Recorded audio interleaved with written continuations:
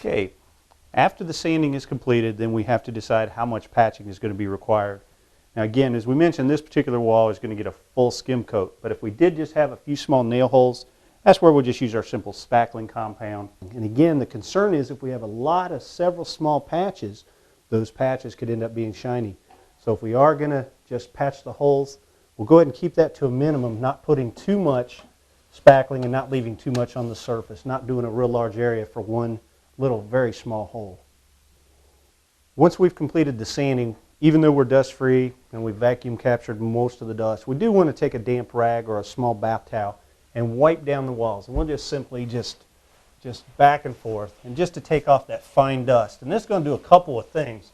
One thing, it's going to wet the wall, and that'll allow our mud to slide a little better. We actually get a little bit of moisture on the wall, so the mud will slide and smooth a little easier. So we'll just wipe the entire wall down, and then we'll be ready to mud. Okay, we're going to begin the skim coating process. Now, if you have a lot of walls and doing an entire house, this is a stage of the process that you may want to consider hiring a drywall specialist that can come in and quickly mud this wall.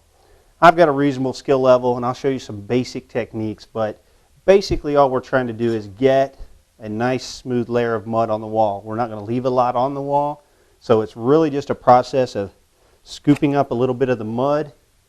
We're going to lay it off on the wall here. I don't want to go right up to the ceiling because we're just trying to smooth the main areas of the wall.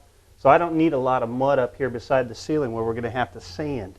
We'll do the same thing when we get to our door jambs. We're not going to put a lot of mud right in close there so we can keep the sanding to a minimum. And we simply put the mud there, and then we'll just move down and smooth it, and then we apply a little more pressure to the drywall knife, and we'll skim it off, and that's why they call this a skim coat. So again, just lay a little bit of the mud on the wall, spread it, begin to spread it out, blend it into these areas, and then again a final smooth with a little more pressure on the knife to pull that down. Now we don't worry about these little trailers because this will come off very quickly when we start to sand, especially if you're using the automatic sander. And again, when you skim coat an entire wall, you can sand this wall with the hand sander, but boy, it's going to be so much quicker with that automatic sander. If you have any kind of access to it, we highly recommend it. And we'll just keep progressing out. You can see we just keep this wet edge and keep blending our mud and just scraping it around. And we'll continue this process.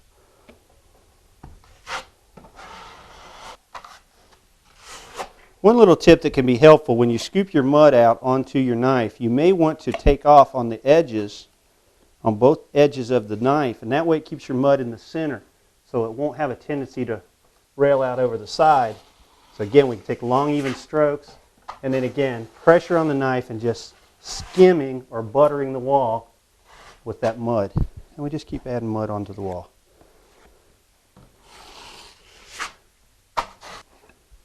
Okay, we've completed our run across the top. Now the big issue we have, and anytime we're skim coating, is if this mud is still slightly wet, it's going to be a little difficult to transition in here.